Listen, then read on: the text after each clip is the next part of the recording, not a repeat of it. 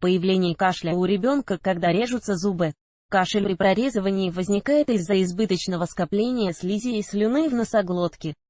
Для нормализации общего состояния родителям рекомендуется очищать носовые ходы ребенка. С этой целью используются препараты на основе морской воды, в том числе Аквамарис. Основные признаки на сегодняшний день выделяют несколько основных симптомов, указывающих на начало прорезывания зубов.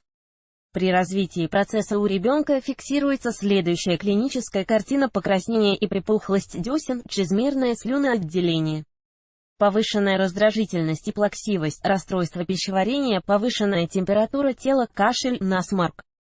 Во время прорезывания малыш начинает интенсивно грызть игрушки. Активный рост зубов заставляет ребенка отказаться от пищи. Аппетит значительно ухудшается, что вызывает волнение у молодых родителей. При прорезывании рекомендуется кормить ребенка протертой пищей. Это позволит снизить боль и зуд. Рост зубов часто сопровождается беспокойным сном и раздражительностью. Специалисты утверждают, что боль в этот период просто невыносимая. Поэтому к ребенку необходимо относиться с особой заботой и нежностью.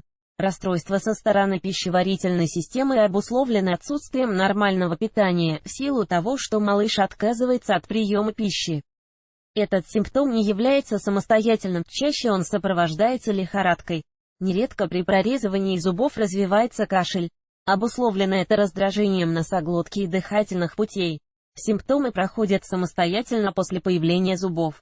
Как проявляется симптом и что делать маме? Кашель во время роста зубов – нормальный процесс. В его устранении нет необходимости. Однако специалисты рекомендуют обращать внимание на характер и выраженность симптома. Мокрый кашель часто возникает под воздействием чрезмерного слюноотделения. В этом случае слюна постоянно находится в глотке, что вызывает раздражение. В период активного роста зубов иммунитет ребенка ослаблен. Поэтому кашель может быть симптомом процесса. Он указывает на наличие воспалительного процесса или простудного заболевания. В этом случае необходимо обращать внимание на сопутствующую клиническую картину. Сухой кашель при прорезывании – не редкость. Невыносимая боль и постоянный зуд делают ребенка плаксивым. После длительного плача в носоглотке наблюдается сухость и раздражение, в результате чего и появляется кашель. Лечить ребенка во время прорезывания зубов нет необходимости. Однако состояние малыша можно облегчить. Для этого ребенку рекомендуется давать специальный прорезыватель, желательно, чтобы он был охлажденным. Это позволит снизить зуд и частично снять воспаление. В данном случае прорезыватель выступает в роли массажера. Облегчить кашель может постоянное промывание носоглотки морской водой или отваром ромашки. Носовые ходы необходимо очищать, это не только снизить выработку выделений, но и устранить раздражение. В таком положении слюна и слизь будут свободно стекать по гортани, не создавая раздражения. Это минимизирует вероятность развития кашля. Стоит ли бить тревогу, если у ребенка появился кашель? Бить тревогу рано. Этот симптом указывает на начало прорезывания зубов. Процесс начинается на 6-м месяце от роду. Поэтому молодым родителям рекомендуется заранее к нему подготовиться. Для этого необходимо приобрести прорезыватели капли от насморка, в частности Аквамарис и Физиомер, посоветоваться с педиатром. Естественно, требует запастись терпением и окружить ребенка заботой.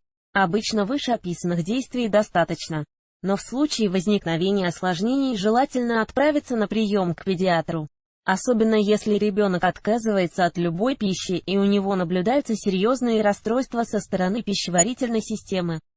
Как снизить выраженность симптома? Кашель при прорезывании зубов у детей возникает по разным причинам. Многие родители пугаются при появлении данного симптома.